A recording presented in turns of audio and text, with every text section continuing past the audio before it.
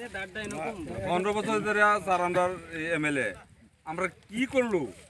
আমরা কি করলো কোনি বাংলাটা তো 15 বছর ধরে আমরা কি করলো আমরা কি করলো কো আপনি এটা এটা 20 দিন ধরে 4-500 মিটার কয় লোক আপনি ফোন কৰিবলৈ সময় পোৱা নাই এতিয়া আহিছে ফোন ইয়াৰ পৰা ফোন কৰি আছে আপুনি ইয়াৰ যেটো অৱস্থা চাই হেতু তো মই ক'ব লাগিব না তা ডিপাৰ্টমেন্টৰ কৰিব আমাৰ তো ৰাইজৰ কিছু অভিযোগ আছে ৰাইজৰ অভিযোগ গোটেই দিন কৰি থাকিলে সমাধান হ'ব আপুনি যেটো ফোন কৰিছে আপুনি আৰু 20 দিন আগত কৰিব লাগিছিল যেতিয়া 4 মিটাৰ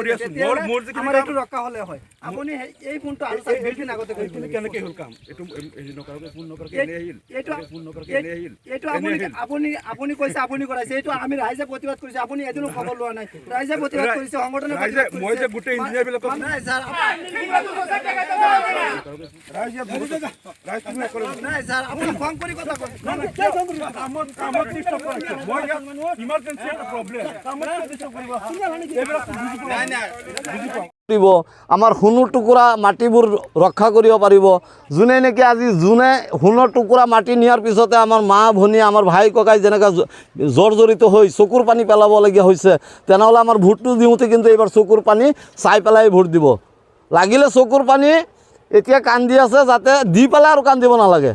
দি পেলাইতো আজি কান্দাকুটি আৰম্ভ হৈছে নহ'লে এইটো অৱস্থা কোনো দিন আমাৰ ডিঙু সমষ্টিত নহয় আৰু গৰাখহনীয়ে ইমানখিনি সহায় নিব নোৱাৰে কিন্তু আজি বিধায়কৰ কাৰণতে ইমানখিনি নিব পাৰিছে কিয় বোলো বিধায়কে কেনেকৈ নিলে বিধায়কে কি ইয়াত খান্দি আছে নেকি নহয় তেওঁ কিন্তু ইয়াত চকু দিব লাগিছিলে তেওঁৰ হাতত বহুত ফাউণ্ড আছিলে সেই ফাউণ্ডটো দি পেলাই ইয়াত অন্তত খটাব লাগিছিলে কাম চলি আছে জলসম্পদ বিভাগে কাম কৰি জলসম্পদ বিভাগে কাম কৰিছে কাম বোলে তেওঁ আনিছে এইটো মিছা কথা জলসম্পদ বিভাগে এতিয়া জানা আছে যে কোনে কাম কৰি আছে এতিয়া চৰকাৰ হ'ল আমাৰ হিমন্ত বিশ্ব শৰ্মা তেওঁৰ মন্ত্ৰীয়ে কাম কৰি আছে তেওঁ কেনেকৈ কাম কৰিব এইটো আমাক ফাঁকি দিবলৈ জেগা আৰু ফাঁকি দিব নোৱাৰে বহুত ফাঁকি দিলে আৰু তেওঁৰ পাল্লাত পৰি আমি বহুত ঘূৰা গাড়ী কৰিবলগীয়া হ'ল তেওঁৰ পাল্লাত আৰু আমাৰ উঠিবলৈ ইচ্ছা নাই যদিহে ভগৱানে কি কৰে সেইটো আল্লাই জানে কিন্তু আমাৰ মনত দিলে আমাৰ কিন্তু এটা আশা নাই যে এনেকুৱা বিধায়ক আৰু আমাৰ সন্মুখত থাকক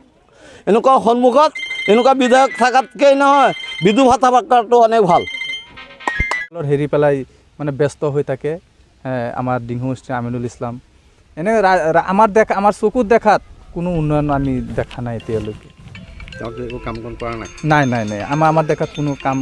কামৰ কোনো নমুনা আমি দেখা নাই ইজনে খালি মুখেৰে কৈ থাকে এইটো কৰিম